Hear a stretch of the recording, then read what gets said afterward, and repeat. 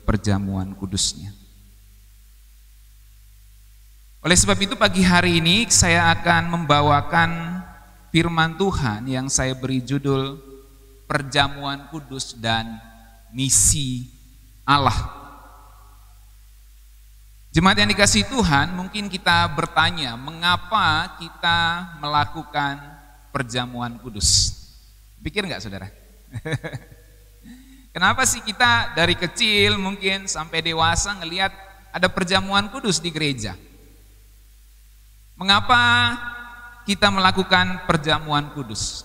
Apakah ini sebuah kebiasaan setiap bulannya, setiap minggu pertama kita mengadakan perjamuan kudus? Di beberapa gereja tertentu setiap ibadah disertai perjamuan kudus dan kesembuhan ilahi. Haleluya. Mengapa kita melakukan perjamuan kudus, saudara? Sebelum saya menjelaskan ini, saya mau membawa pikiran kita untuk mengerti soal kebiasaan. Dalam hidup ini ada yang kita sebut sebagai habits atau kebiasaan. Saudara bisa lihat gambarnya di situ. Ada orang yang kebiasaannya merokok. Saya pernah menjumpai seseorang, saya tanya berapa kali dia merokok dalam sehari, bisa 2 bungkus. Sehari, saudara. Ngeri banget gitu ya. Saya nggak tahu, setiap jam itu, setiap menit, mungkin begitu habis dia sambung, saudara. Sampai 2 bungkus satu hari. Duitnya banyak juga gitu.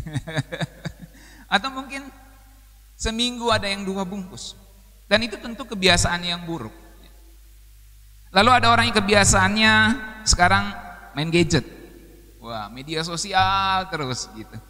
Kemudian ada yang suka main game, anak-anak muda. Bahkan ada nenek-nenek juga yang kebiasaannya main game. Tetapi ada orang yang sedikit rohani, kebiasaannya baca Alkitab. Wah, kalau dia tidak baca Alkitab enggak tenang hidupnya. Amin. Ada yang punya kebiasaan itu? Kalau enggak baca Alkitab enggak tenang hidup saudara, ya. Itu kebiasaan bagus, saudara. Lalu ada kebiasaan yang suka traveling, suka wisata kuliner. Lagi kalau sudah gajian, wah, kita mau kuliner apa lagi nih? Itu jadi habit, saudara. Dan ada yang suka belanja. Kalau dia nggak belanja, nggak tenang. Gitu. Walaupun sudah belanja bulanan, dia nggak tenang kalau nggak ada belanja harian. Karena sudah jadi habitsnya, saudara. Kebiasaan yang lain misalnya, kalau kita lihat di Google ada 5 kebiasaan buruk pagi hari yang bikin wajah tua. Nah, ini kayaknya para ibu-ibu wanita perlu baca-baca ini. Lalu ada 8 kebiasaan yang bisa bikin asam lambung naik. Jadi maksud saya menunjukkan ini ada kebiasaan berhubungan dengan fashion kita, ada kebiasaan berhubungan dengan kesehatan kita. Dan yang lain lagi yang cukup menyindir adalah ini, saudara. Di zaman sekarang, sudah lihat ada sebuah kecelakaan masih sempat juga memvideo-videokan. Dari satu sisi ini bisa sebuah kebiasaan baik dalam arti apa itu yang istilahnya Metro TV dulu, citizen pemberita itu ya. Jadi masyarakat itu setiap masyarakat itu jadi wartawan gitu, yang bisa melaporkan berita. Dari satu sisi bagus juga, tetapi dari sisi yang lain kita melihat ini menjadi sebuah sindiran untuk kita bahwa kita terlalu terbiasa menggunakan handphone untuk segala sesuatu sehingga lupa hal-hal yang paling primer, yang paling utama dalam hidup kita. Ini juga, saudara. Nah, kalau sudah mungkin libur weekend atau mungkin orangnya udah rasa banyak duit, nah dia duduk tenang, wah itu impulsnya Coca-Cola, makanannya itu langsung dari pabriknya, saudara. Ini sebuah sindiran untuk menunjukkan kebiasaan orang-orang yang tidak baik. Tetapi ada juga tentu kebiasaan yang menggiring pada kesuksesan. Sehingga ada banyak teori dari para motivator, dari orang-orang yang pelaku bisnis yang sukses, membuat pesan-pesan motivasi bahwa kebiasaan itu akan mengantarkan kita kepada kesuksesan. Ada orang bilang, kalau kamu mau sukses mulailah dari tempat tidurmu. Begitu bangun pagi lipat selimut. Karena kalau kamu tidak bisa menaklukkan selimut pagi hari, engkau tidak bisa menaklukkan hari itu. Jadi itu sebuah pesan untuk membangun habits dari sejak kita bangun pagi. Dan sekarang ada adaptasi kebiasaan baru. Kita di zaman pandemi ini harus pakai masker, menjaga jarak, dan ibadah dalam beberapa konteks dibatasi. Kita harus rajin mencuci tangan, menggunakan hand sanitizer, dan kita semakin sadar akan makanan yang sehat, bergizi. Kita semakin sadar pentingnya olahraga, dan itu adalah sisi baik dari pandemi ini, saudara. Dan ini membentuk kebiasaan-kebiasaan baru. Mengapa saya menunjukkan soal kebiasaan ini? Sebab saya ingin menjawab bahwa perjamuan kudus yang kita lakukan tiap bulan itu bukanlah kebiasaan yang dilakukan oleh gereja. Tetapi perjamuan kudus itu adalah perintah yang memiliki makna dan maksud untuk kita melakukannya. Saya berharap pelajaran ini akan menolong saudara untuk mengerti mengapa kita melakukan perjamuan kudus. Mengapa kita mengikuti perjamuan kudus. Berapa banyak dari saudara mungkin yang masih belum jelas, sudah lama menjadi orang Kristen, kok kita ada makan roti dan anggur setiap bulannya. Bahkan di beberapa gereja setiap minggunya. Mengapa kita melakukannya? Apa makna dan maksud kita melakukannya? Hari ini saya mau kasih pelajaran ini untuk kita semua. Dalam 1 Korintus 11 ayat 23 sampai ayat yang ke-26, ayat yang sering saya bacakan kalau saya memimpin perjamuan kudus. Firman Tuhan katakan begini, sebab apa yang telah kuteruskan kepadamu telah aku terima dari Tuhan, yaitu bahwa Tuhan Yesus pada malam waktu ia diserahkan mengambil roti, dan sesudah itu ia mengucap syukur atasnya, ia memecah-mecahkannya dan berkata, inilah tubuhku yang diserahkan bagi kamu, perbuatlah ini menjadi peringatan akan aku. Demikian juga ia mengambil cawan sesudah makan lalu berkata, cawan ini adalah perjanjian baru yang dimeteraikan oleh darahku. Perbuatlah ini setiap kali kamu meminumnya menjadi peringatan akan aku. Nah, ini yang menariknya ayat 26. Kita baca sama-sama bagi saudara yang bisa menjangkau. 1, 2, 3. Sebab setiap kali kamu makan roti ini dan minum cawan ini, kamu memberitakan kematian Tuhan sampai ia datang. Saudara-saudara, melakukan perjamuan kudus itu erat kaitannya dengan memberitakan kematian Tuhan sampai ia datang. Dengan kata lain, perjamuan kudus itu erat kaitannya dengan misi Tuhan. Dengan missio Dei. Kalau saudara sering dengar istilah missio Dei, misi Tuhan, maka itu erat kaitannya dengan perjamuan kudus. Dan ayat tadi membuktikan bahwa setiap kali kamu makan roti ini dan minum cawan ini, kamu memberitakan kematian Tuhan sampai ia datang. Artinya dalam perjamuan kudus itu terkandung misi Tuhan yang diberikan kepada kita. Nah, bagaimana kronologi atau urutan kisahnya? Ceritanya begini, saudara. Ini garis besar dari beberapa menit yang saya akan paparkan ini. Perhatikan ini. Dimulai dari Adam, lalu turun ke Sem, sampai ke Abraham. Nanti saya jelaskan. Dari Abraham, kita tahu ada janji oleh Abraham, semua kaum di muka bumi mendapat berkat. Perhatikan, dari satu orang, semua kaum mendapat berkat. Lalu kemudian bangsa Israel yang adalah keturunan Abraham dipilih jadi terang untuk bangsa-bangsa untuk menggenapi janji Allah kepada Abraham itu. Maka dipilihlah dari 12 anak Yakub, cicit-cicitnya Abraham ini, dipilih satu suku, yaitu dipilih satu bangsa, yaitu bangsa Israel. Yang dipilih jadi terang untuk bangsa-bangsa. Nanti saya akan terangkan.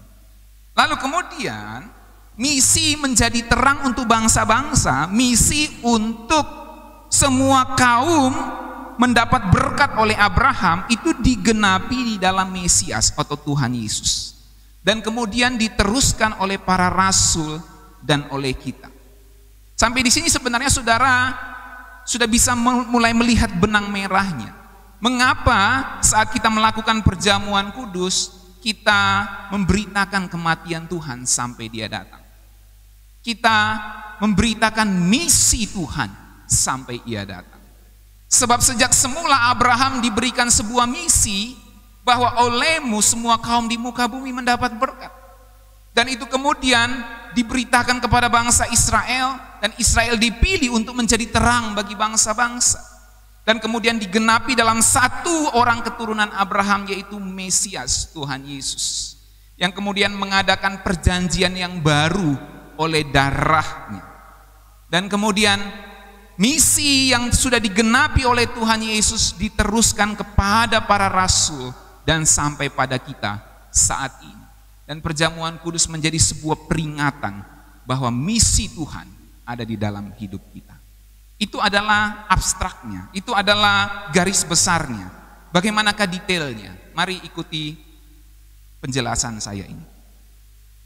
Jemaat yang dikasihi Tuhan, kalau kita mau belajar teologi perjamuan kudus atau teologi apapun, maka kita harus mulai dari creation, mulai dari penciptaan. Tuhan sebagai pencipta adalah titik awal semua teologi. Dan tahukah saudara bahwa Alkitab dimulai dengan tema misi dalam kitab Kejadian? Apa maksudnya, Pak? Mari saya terangkan ini. Kita tahu bahwa Tuhan mencipta manusia, lalu manusia jatuh di dalam dosa, dan kemudian Tuhan mencari manusia. Dan saat Tuhan mencari manusia, Tuhan berkata, "Di manakah engkau, Adam?" Mari kita baca ayatnya. Kejadian 3 ayat 8 sampai 9. 1, 2, 3. Ketika mereka mendengar bunyi langkah Tuhan Allah yang berjalan-jalan dalam taman itu pada waktu hari sejuk, bersembunyilah manusia dan istrinya itu terhadap Tuhan Allah di antara pohon-pohonan dalam taman. Tetapi Tuhan Allah memanggil manusia itu dan berfirman kepadanya, "Di manakah engkau?" Jadi saudara bisa lihat ada pertanyaan, di manakah engkau, waktu manusia jatuh dalam dosa. Apakah arti pertanyaan di manakah engkau ini? Pertanyaan di manakah engkau bukan pertanyaan soal lokasi, sebab kita tahu Tuhan Maha tahu, amin. Ngapain dia tanya di mana engkau, Adam? Oh, berarti dia nggak Maha tahu dong. Tuhan itu Maha tahu, saudara. Jadi bukan pertanyaan soal lokasi, tapi sebuah bentuk panggilan dari Yahweh untuk Adam memperbaharui hubungan mereka, hubungan Adam dan Hawa itu dengan diri Yahweh itu. Jadi ketika Tuhan tanya kepada Adam, "Adam, di manakah engkau?" Bukan saya nggak tahu di mana lu, Adam. Bukan saya nggak tahu di mana kamu. Tapi saya mau kamu datang berinisiatif untuk memperdamaikan dirimu dengan saya. Tetapi ternyata Adam bersembunyi. Itu sebabnya Allah mencari manusia. Di manakah engkau? Oleh sebab itu dari sini kita bisa menangkap sebuah pengertian bahwa di manakah engkau merupakan pertanyaan yang mengidentifikasi siapa Tuhan itu. Ternyata Tuhan itu adalah Tuhan misionaris. Dalam bahasa Inggris disebut a missionary God. Dia adalah Tuhan misionaris. Karena dia datang mencari Adam dan Hawa, di manakah engkau? Dan saudara tahu kalau kita bicara tentang misi, kita bicara tentang mencari jiwa-jiwa yang terhilang, amin. Itu sebabnya saya katakan tadi, segala teologi dibangun dari penciptaan. Dan dari kitab Kejadian kita mengerti bahwa Tuhan sudah memperkenalkan dirinya selain sebagai Tuhan pencipta, dia memperkenalkan dirinya sebagai Tuhan misi. Dia adalah Tuhan misionaris yang mencari jiwa yang terhilang, saudara. Sejak awal Tuhan telah berusaha untuk mendamaikan manusia dengan dirinya. Dia bertanya, "Di mana engkau, Adam? Aku mau berdamai dengan engkau. Mengapa engkau bersembunyi? Aku mau berdamai dengan engkau." Dia telah berusaha mendamaikan manusia dengan dirinya sehingga manusia dapat mempunyai hubungan pribadi dengannya. Tetapi karena Adam sudah jatuh dalam dosa dan hakikatnya Allah adalah Allah yang adil, yang tidak membiarkan pelanggaran diabaikan begitu saja, maka ini adalah pola yang terbangun sejak Adam dan Hawa berdosa, yaitu kematian datang pada semua manusia yang berdosa, dan Tuhan terus melanjutkan misi pendamaian atau mission of reconciliation di tengah dunia yang berdosa. Ada manusia yang berdosa, ada misi Allah yang terus dijalankan di tengah dunia yang berdosa. Dan misi pendamaian ini dimulai dengan janji berkat yang diberikan oleh Tuhan ketika Dia mengutuk ular. Janji berkat itu diberikan kepada keturunan Adam dan Hawa saat Tuhan Yesus mengutuk ular, dan janji ini adalah sebuah solusi untuk menyelesaikan masalah kutukan dosa, masalah kematian yang berlaku secara universal itu, saudara. Dan janji itu dalam Kejadian 3 ayat 15 disebut janji di mana seorang laki-laki dari keturunan Hawa akan meremukkan kepala ular. Dan janji itulah yang disebut sebagai proto-evangelium atau pernyataan Injil yang pertama di dalam Alkitab. Jadi pernyataan Injil yang pertama itu bukan di Perjanjian Baru, saudara, tapi proto-evangelium atau pernyataan Injil yang pertama itu ada di dalam Kejadian 3 ayat 15. Mari kita baca bersama-sama. Ayat 14 mulai, 1, 2, 3. Lalu berfirmanlah Tuhan Allah kepada ular itu, karena engkau berbuat demikian, terkutuklah engkau di antara segala ternak dan di antara segala binatang hutan, dengan perutmu engkau akan menjalar, dan debu tanah lah akan kau makan seumur hidupmu. Jadi itu konteksnya soal kutukan kepada ular.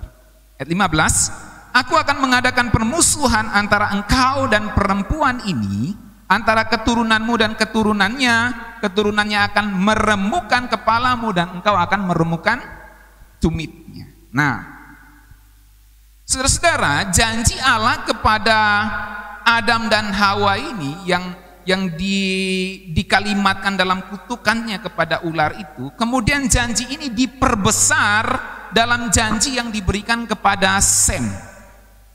Jadi Allah pernah berjanji kepada Sem bahwa Kanaan akan jadi budaknya Sem. Saudara perhatikan, Ham itu adalah bapak orang Kanaan. Kalau saudara pelajari kitab Kejadian, kan anak-anak Nuh itu ada 3. Ayo saya baca, Sem, Ham, dan Yafet. Dan Ham ini disebut bapak Kanaan. Jadi bapaknya bangsa Kanaan. Maka ketika Tuhan memberikan janji kepada Sem, Kanaan jadi budak, jadi hambanya Sem. Artinya Sem jadi tuan. Saudara, poin yang saya ingin tunjukkan kepada saudara adalah ada sebuah berkat yang menyangkut soal bangsa. Saudara bisa tangkap? Jadi janji keturunan Adam akan meremukkan kepala ular itu mulai diperjelas kepada Sem, dan sudah ada kaitannya dengan bangsa, di mana Kanaan jadi budak Sem. Lalu kemudian janji itu diperjelas lagi kepada Abraham dalam Kejadian 12 ayat 1 sampai 3. Abraham itu keturunannya Sem. Dan kita tahu sama-sama ceritanya, Tuhan berjanji kepada Abraham, oleh mula semua kaum di muka bumi mendapat berkat. Dan selanjutnya dari Abraham, janji itu dinyatakan kepada bangsa Israel. Nah, mari lihat sekarang soal Abraham dan Israel. Kita coba zoom dia. Saudara perhatikan, dari oleh Abraham semua bangsa dapat berkat. Beberapa ahli menyebut ini sebagai amanat agung dalam Perjanjian Lama. Kalau amanat agung dalam Perjanjian Baru di mana? Matius pasal 28.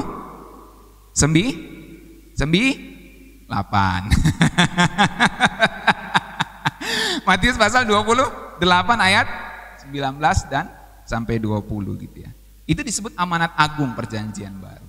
Nah, kalau amanat agung Perjanjian Lama itu adalah Kejadian 12 ayat 3 ini, saudara. Olehmu Abraham semua kaum di muka bumi mendapat berkat.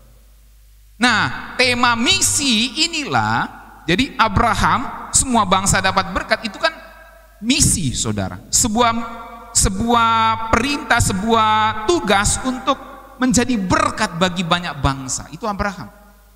Dan itu dinyatakan pada keturunannya, bangsa Israel, dan kemudian digenapi di dalam Yesus. Jadi poin saya, tema misi ke seluruh bangsa inilah yang mendorong seluruh perjanjian lama ke perjanjian baru. Jadi sekarang saudara mulai melihat Alkitab dalam sebuah kerangka baru, dalam sebuah frame baru, tema misi. Dalam Alkitab bukan hanya ada tema penciptaan, penebusan, tapi ada tema misi. Dan tema misi inilah yang merupakan bingkai besar dari isi Alkitab, saudara. Jadi olehmu semua kaum di bumi mendapat berkat, ini semua mendorong segala peristiwa yang terjadi dari perjanjian lama sampai perjanjian baru. Dan ini dalam dunia teologi disebut membentuk inklusio. Inklusio itu membingkai Alkitab dari Kejadian sampai Wahyu dengan cerita yang mirip. Saudara perhatikan di kitab Wahyu, saya kasih sederhana yang disebut inklusio itu seperti apa. Di kitab Kejadian ada penciptaan. Di kitab Wahyu ada apa? Langit baru dan bumi yang baru. Di kitab Kejadian ada olehmu semua bangsa di muka bumi jadi berkat. Di kitab Wahyu ada nyanyian para malaikat tua-tua bahwa Tuhan itu menebus segala kaum, bangsa dan bahasa. Amin. Saudara bisa temukan itu? Saudara bisa baca dalam Wahyu pasal 5 ayat 9, 7 ayat 9, 14 ayat 6. Jadi penebusan itu diberikan kepada semua kaum, suku dan bahasa. Dari mana Wahyu bisa menutup kesimpulan itu? Dari kitab Kejadian. Olehmu semua kaum di muka bumi mendapat berkat. Itulah yang disebut inklusio. Cerita yang mirip dari awal sampai akhir. Dan ini hebatnya Roh Kudus mengilhami penulis-penulis Alkitab, saudara. Kitab Kejadian itu ditulis oleh Musa. Kemudian kitab Wahyu ditulis oleh Rasul Yohanes. Ada rentang ribuan tahun. Tetapi awal dan akhirnya itu membentuk sebuah inklusio, cerita yang membuka dan menutup, dan itu merupakan tema yang mirip, saudara. Jadi kita mengerti sekarang bahwa memang tema misi menjadi berkat untuk semua bangsa itu mendorong cerita-cerita perjanjian lama ke perjanjian baru. Kita melihat juga di dalam Keluaran pasal 19 ayat 5 sampai 6. Israel itu disebut sebagai harta kesayangan Tuhan, kerajaan imam dan bangsa yang kudus. Jadi ketika Allah berjanji kepada Abraham, janji itu turun kepada bangsa Israel. Dan bangsa Israel sudah dinubuatkan akan menjadi terang bagi bangsa-bangsa. Dan sebelumnya Tuhan kasih bangsa Israel 3 sebutan yang utama. Dia adalah harta kesayangan Tuhan. Yang kedua dia kerajaan imam, yang ketiga Israel itu bangsa yang kudus.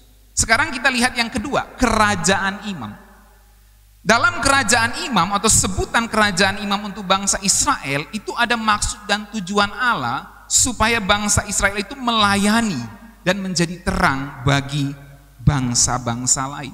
Itu sebabnya kalau saudara lihat petanya ini yang saya buat mapnya, Adam, Sem, Abraham, Israel. Lalu dari Israel itu menjadi terang untuk bangsa-bangsa. Ada panah turunnya di situ. Lalu kita perhatikan dari Abraham, oleh Abraham semua bangsa dapat berkat. Dan dari Israel ke bangsa-bangsa, saya tulis di situ nabi-nabi dan individu yang dipakai. Ada nabi-nabi dalam bangsa Israel yang dipakai untuk misi memberitakan Injil kepada bangsa-bangsa lain. Salah satu contohnya apa? Yunus. Dia memberitakan Injil kepada orang Niniwe, bangsa yang lain, bukan bangsa Israel. Dari sini kita mengerti bahwa memang nabi-nabi dipakai untuk memberitakan atau menjadi terang bagi bangsa-bangsa lain. Nah, dalam konteks Israel inilah Mesias lahir. Dan Mesias lahir dengan sebuah misi mati untuk semua bangsa. Nah, sekali lagi Mesias lahir dengan sebuah misi mati untuk semua bangsa. Dan misi itu diteruskan oleh para rasul dan hamba-hambanya sampai saat ini. Ini adalah kronologi atau urutan cerita misi di dalam Alkitab, saudara. Nah, kita baca dulu Keluaran 19 ayat 5. Kita baca sama-sama 1, 2, 3. Jadi sekarang jika kamu sungguh-sungguh mendengarkan firman-Ku dan berpegang pada perjanjian-Ku, maka kamu akan menjadi harta kesayangan-Ku sendiri dari antara segala bangsa, sebab Akulah yang mempunyai seluruh bumi. Kamu akan menjadi bagiku kerajaan imam dan bangsa yang kudus. Inilah semuanya firman yang harus kau katakan kepada orang Israel. Kenapa kerajaan imam? Karena bangsa Israel ini dipakai untuk menjadi terang bagi bangsa-bangsa.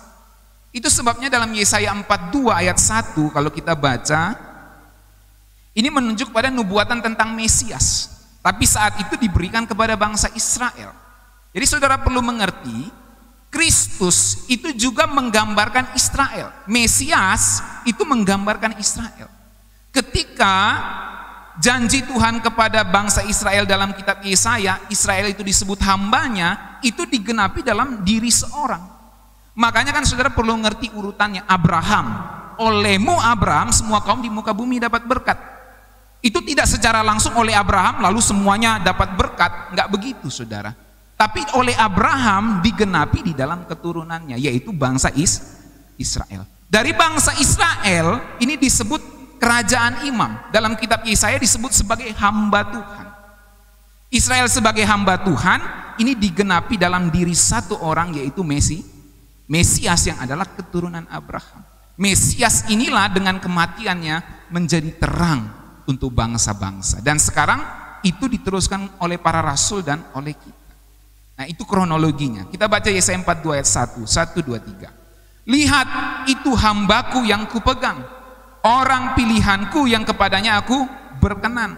Aku telah menaruh rohku ke atasnya supaya ia menyatakan hukum kepada bangsa-bangsa. Saudara perhatikan, bangsa-bangsa. Ini ada sebuah misi untuk semua bangsa. Ayat 6 lagi. Aku ini Tuhan telah memanggil engkau untuk maksud penyelamatan, telah memegang tanganmu. Aku telah membentuk engkau dan memberi engkau menjadi perjanjian bagi umat manusia, menjadi terang untuk bangsa-bangsa. Sekarang saudara mulai melihat ketika membaca kitab Yesaya, kok Israel jadi terang bagi bangsa-bangsa. Kenapa? Untuk menggenapi olehmu Abraham, semua bangsa di muka bumi dapat berkat. Kita tahu pada kenyataannya Israel itu bangsa yang memberontak, walaupun ada yang baik juga. Itu sebabnya berita ini digenapi pada satu orang, yaitu Yesus Kristus yang taat sampai mati, yang adalah keturunan Israel itu. Dalam Yesaya 49 ayat 6 ditegaskan lagi. Kita baca sama-sama yuk. 1, 2, 3. Terlalu sedikit bagimu hanya untuk menjadi hambaku, untuk menegakkan suku-suku Yakub dan untuk mengembalikan orang-orang Israel yang masih terpelihara. Tetapi aku akan membuat engkau menjadi terang bagi bangsa-bangsa, supaya keselamatan yang daripadaku sampai ke ujung bumi.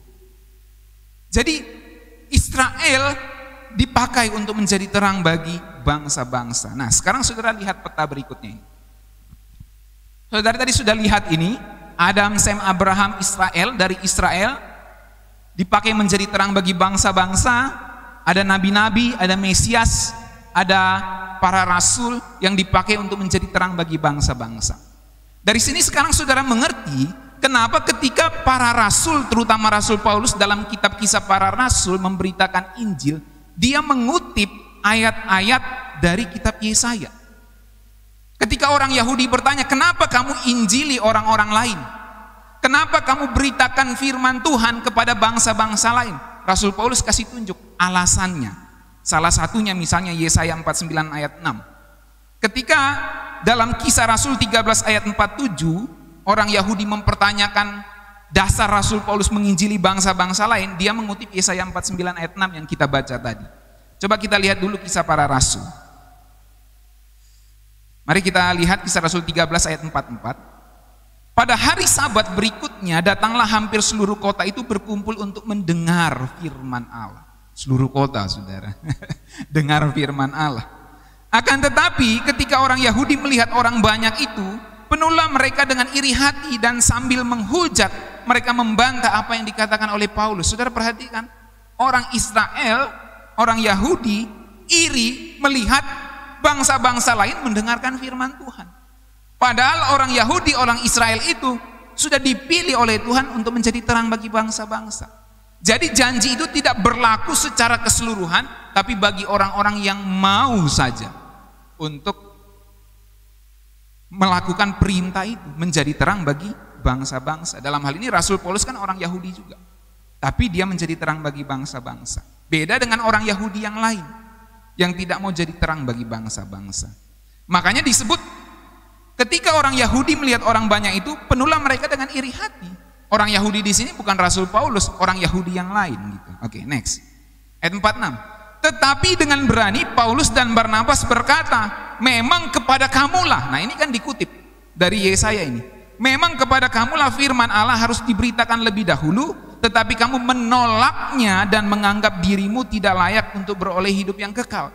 Karena itu kami berpaling kepada bangsa-bangsa lain, sebab inilah yang diperintahkan kepada kami. Ini kutipannya dari Yesaya 49 ayat 6 tadi. Aku telah menentukan engkau menjadi terang bagi bangsa-bangsa. Harusnya kan itu berlaku untuk orang Yahudi juga.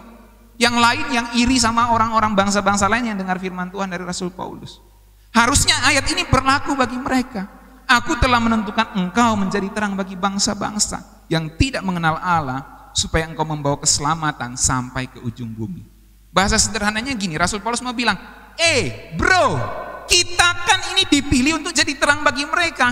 Terus kenapa kamu iri? Kalau saya beritakan firman Tuhan sama dia, kenapa kamu iri? Harusnya kamu dan saya sama-sama jadi terang untuk mereka. Lu enggak perlu iri. Bisa paham saudara ya? Nah, ini yang Rasul Paulus mau coba sampaikan kepada orang Yahudi. Jadi saudara bisa melihat bahwa misi para rasul itu bergerak dari sebuah dasar Israel menjadi terang bagi bangsa-bangsa. Dan Israel menjadi terang bagi bangsa-bangsa berangkat dari sebuah titik di atasnya, yaitu Abraham harus menjadi berkat bagi semua kaum dan bangsa. Dan dari Abraham ini berangkat ke atasnya dari Sem, dan berangkat di atasnya dari janji Allah kepada Adam. Nah sekarang, apa hubungannya dengan perjamuan kudus, Pak? Kan gitu, udah panjang lebar nih saya cerita tadi ini. Lalu saudara tanya, so what gitu Pak? Apa hubungannya dengan perjamuan kudus? Kan tema khotbah saya tadi, perjamuan kudus dan misi Allah. Saya telah terangkan soal misi Allah, bagaimana kronologi misi Allah itu dari perjanjian lama sampai perjanjian baru. Sekarang apa hubungannya dengan perjamuan kudus? Ini saudara, bahwa kematian Tuhan Yesus telah menggenapi misi Israel menjadi terang untuk bangsa-bangsa. Bangsa Israel yang disebut hambaku dalam kitab Yesaya itu, yang kemudian digenapi di dalam diri seorang Mesias. Hambaku menjadi terang bagi bangsa-bangsa. Sekarang Mesias itu menjadi terang bagi bangsa-bangsa dengan kematiannya. Pada titik inilah kita akan mulai melihat kaitannya dengan darah perjanjian yang baru. Pada titik ini kita akan melihat ada pengampunan dosa untuk semua bangsa.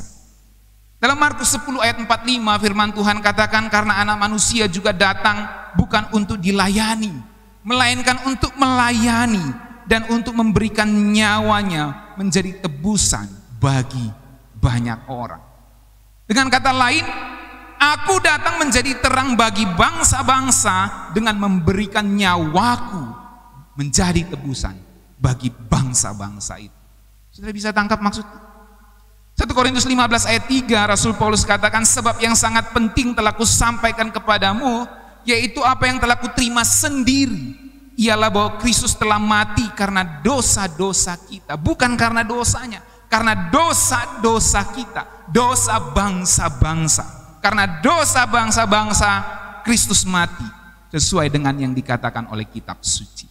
Ini adalah misi Allah yang kemudian erat kaitannya dengan perjamuan kudus itu, saudara. 2 Korintus 5 ayat 21, dia yang tidak mengenal dosa telah dibuatnya menjadi dosa karena kita. Karena kita ini bangsa-bangsa. Kristus telah dibuat menjadi dosa supaya di dalam dia kita bangsa-bangsa dibenarkan oleh Allah. Amin. Jadi misi Israel digenapi di dalam diri Kristus.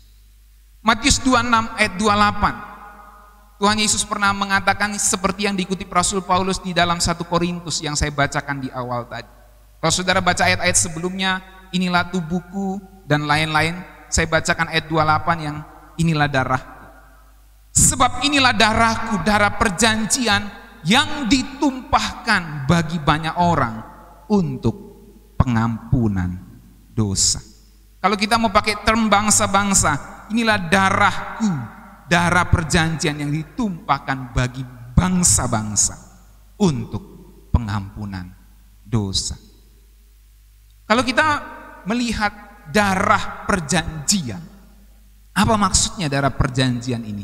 Apa maksudnya dengan pengampunan dosa, saudara? Kalau kita lihat dalam Yeremia 31 ayat 31 dan seterusnya, Tuhan pernah berjanji kepada bangsa Israel bahwa Dia akan memberikan perjanjian yang baru. Mari saya bacakan. Sesungguhnya akan datang waktunya, demikianlah firman Tuhan, aku akan mengadakan perjanjian baru dengan kaum Israel dan kaum Yehuda. Lalu perjanjian yang lama itu maksudnya apa, Pak? Di mana dimulainya perjanjian lama? Dijelaskan di ayat 12. Bukan seperti perjanjian yang telah kuadakan dengan nenek moyang mereka pada waktu aku memegang tangan mereka untuk membawa mereka keluar dari tanah Mesir. Perjanjianku itu telah mereka ingkari. Itu perjanjian lama. Maksudnya Taurat itu yang diberikan di Gunung Sinai. Meskipun aku menjadi Tuhan yang berkuasa atas mereka, demikianlah firman Tuhan. Karena Tuhan melihat perjanjian lama ini diingkari oleh bangsa Israel, maka Dia berjanji untuk membuat perjanjian yang baru. Dalam ayat 33 firman Tuhan katakan gini, tapi beginilah perjanjian yang kuadakan dengan kaum Israel sesudah waktu itu. Demikianlah firman Tuhan, aku akan menaruh Tauratku dalam batin mereka dan menuliskannya dalam hati mereka, maka aku akan menjadi Allah mereka dan mereka menjadi umatku. Dan kita tahu salah satu penggenapannya ini adalah bicara soal Roh Kudus yang ada di dalam hidup kita. Roh Kudus menjadi guide kita, menjadi Taurat yang ada di dalam batin kita. Taurat dalam tanda kutip. Ayat 34, dan tidak usah lagi orang mengajar sesamanya atau mengajar saudaranya dengan mengatakan, kenallah Tuhan, sebab mereka semua besar kecil akan mengenal aku, demikianlah firman Tuhan. Nah, ini yang menarik. Sebab aku akan mengampuni kesalahan mereka dan tidak lagi mengingat dosa mereka. Jadi ketika Tuhan Yesus mengatakan inilah darah perjanjian, darahku, darah perjanjian yang ditumpahkan untuk pengampunan dosa, itu berhubungan dengan janji Yahweh dalam kitab Yeremia. Aku akan memberikan perjanjian yang baru. Sebab perjanjian lama diingkari oleh bangsa Israel, perjanjian baru kuberikan, dan perjanjian baru itu erat kaitannya dengan pengampunan dosa. Sehingga Tuhan Yesus mengatakan inilah darahku, darah perjanjian yang baru. Sekarang saudara mulai mengerti ketika ada pendeta bilang waktu di perjamuan ini darahku, darah perjanjian baru. Saudara ngerti? Kenapa? Di mana jalan ceritanya saudara ngerti? Karena memang ada perjanjian baru yang diberikan oleh Yahweh dan itu digenapi dalam pengampunan oleh darah Tuhan Yesus. Sekarang kalau kita membaca 1 Korintus 11 ayat 23 ini, kita sekarang mulai ngerti. Coba, setelah saya terangkan soal kronologi misi, saya terangkan soal darah perjanjian dan pengampunan dosa. Sekarang saudara mulai membaca 1 Korintus 11 ayat 23 dan seterusnya ini dengan lebih baik. Percaya? Oke, kita baca sekarang 1, 2, 3. Sebab apa yang telah kuteruskan kepadamu telah aku terima dari Tuhan, yaitu bahwa Tuhan Yesus pada malam waktu ia diserahkan mengambil roti, dan sesudah itu ia mengucap syukur atasnya, ia memecah-mecahkannya dan berkatalah, inilah tubuhku yang diserahkan bagi kamu, bagi bangsa-bangsa. Tubuhku bagi bangsa-bangsa. Sekarang kita udah ngerti. Abraham jadi berkat untuk bangsa-bangsa, Israel jadi berkat untuk bangsa-bangsa, digenapi di dalam diri Tuhan Yesus. Sehingga waktu Tuhan Yesus ngomong, ini tubuhku diserahkan bagi kamu, bagi bangsa-bangsa. Perbuatlah ini dalam perjamuan kudus itu menjadi peringatan akan aku. Sekarang saudara mulai mengerti, perjamuan kudus bukan kebiasaan tiap bulan. Amin. Dalam perjamuan kudus ada perintah untuk menegakkan misi Tuhan. Amin, saudara. Ayat yang ke-25. Demikian juga ia mengambil cawan sesudah makan lalu berkata, cawan ini adalah perjanjian baru yang dimeteraikan oleh darah. Apa maksudnya perjanjian baru dimeteraikan oleh darahku? Sekarang kita sudah tahu karena di kitab Yeremia Yahweh pernah berjanji, aku akan mengadakan perjanjian yang baru. Tauratku ada di dalam hati mereka dan perjanjian baru itu berhubungan dengan mengampuni dosa mereka. Dan pengampunan, tidak ada pengampunan tanpa penumpahan darah. Itu dalam kitab Ibrani. Itu sebabnya Tuhan Yesus ngomong, cawan ini adalah perjanjian baru yang dimeteraikan oleh darah. Perbuatlah ini setiap kali kamu meminumnya menjadi peringatan akan aku. Saya tadi mengantar khotbah ini dengan kebiasaan. Ada kebiasaan kita bangun tidur, ada kebiasaan buruk yang merusak kesehatan kita, ada kebiasaan baik yang bisa membuat kita awet muda, ada kebiasaan-kebiasaan yang lain yang bisa bagus, bisa positif, bisa negatif. Ada kebiasaan baru, kita harus pakai masker, menjaga jarak dan lain-lain. Itu semua terjadi karena sebuah kebiasaan. Dan perjamuan kudus bukanlah kebiasaan tiap bulan. Saudara perlu mengerti ini. Dan kita semua perlu mengerti ini. Kita harus menghormati perjamuan kudus. Menghormati Tuhan di dalam perjamuan kudus. Sebab di dalam perjamuan itu terkandung perjanjian yang baru yang Tuhan berikan kepada kita. Jangan sampai kita seperti bangsa Israel yang mengingkari perjanjian itu. Sehingga Tuhan harus memberikan perjanjian yang baru. Itu sebabnya kalau saudara baca dalam 1 Korintus ini, ada hukuman bagi orang-orang yang mempunyai kebiasaan yang salah di dalam perjamuan itu. Sekarang saudara mengerti konteksnya. Lalu apa hubungannya dengan saya, Pak? Saya punya masalah kehidupan sehari-hari. Apa hubungannya ini dengan saya? Tuhan Yesus katakan melalui Rasul Paulus ini, sebab setiap kali kamu makan roti dan minum cawan ini, kamu memberitakan kematian Tuhan sampai ia datang. Dengan kita makan, dengan kita minum, kita memberitakan misi Tuhan sampai ia datang. Itu sebabnya perjamuan kudus, memakan roti dan anggur, itu bukan kebiasaan gereja, tetapi sebuah perintah untuk kita menghormati dan menjalankan misi Tuhan. Bagi Abraham, bagi bangsa Israel yang digenapi di dalam Mesias, diteruskan oleh para rasul, dan kita mendapat kehormatan untuk meneruskannya melalui perjamuan kudus. Amin, saudara. Oleh sebab itu perjamuan kudus itu merecall, memanggil kita kembali untuk melaksanakan misi Tuhan. Missio Dei itu menjadi terang bagi bangsa-bangsa sampai ia datang kembali. Amin. Ada lagu sekolah minggu yang bilang begini, saudara. Terang di rumah, terang di sekolah, terang di gereja, kemanapun ku pergi. Terang di rumah, terang di sekolah, terang di gereja, kemanapun ku pergi. Selanjutnya nggak tahu. Tapi sekarang saudara mulai mendapat bisa mengoneksikan atau bisa mengcapture dalam pikiran saudara, bisa mulai menangkap dalam pikiran saudara perjamuan kudus ada hubungannya dengan misi saya menjadi terang bagi bangsa-bangsa. Dan saya mau tutup dengan ini, saudara, bahwa bangsa Israel itu punya 3 struktur sosial. Suku, besarnya bangsa. Lalu 3 struktur sosial dari bangsa ini adalah yang pertama suku. Dari suku mengecil ke klan. Ya, kalau saudara nonton film-film kerajaan biasa ada klan-klan gitu. Itu sub-suku, di bawah suku. Ada suku, ada klan, ada rumah tangga. Itu adalah 3 struktur sosial bangsa Israel. Dan dari sini saya mau kasih tahu kepada saudara-saudara, ketika bangsa Israel dipanggil untuk menjadi terang bagi bangsa-bangsa, dan kita adalah Israel rohani itu, maka menjadi terang untuk bangsa-bangsa itu bukan hanya bicara, oh saya harus ke Amerika jadi terang untuk bangsa Amerika, saya harus ke India untuk jadi terang bagi bangsa India, saya harus ke Afrika untuk jadi terang bagi bangsa Afrika. Tidak seperti itu yang dimaksud. Memang itu juga yang dimaksud, tetapi tidak hanya itu maksudnya. Menjadi terang untuk bangsa-bangsa dalam skala kecilnya juga berarti menjadi terang untuk setiap rumah tangga. Amin. Sebab bangsa itu mempunyai struktur sosialnya, suku, klan, dan paling kecil rumah tangga.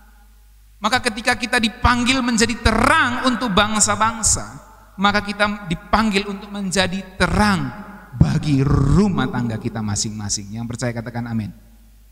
Kita dipanggil untuk menjadi terang bagi setiap anggota rumah tangga kita, anggota rumah kita. Itu sebabnya saya mau kasih tahu ini untuk kita semua. Misi Allah ada di dalam rumahmu. Katakan sama-sama, misi Allah ada di dalam rumahku. Oke? Kau tak mau ngomong? Ulang, misi Allah ada di dalam rumahku.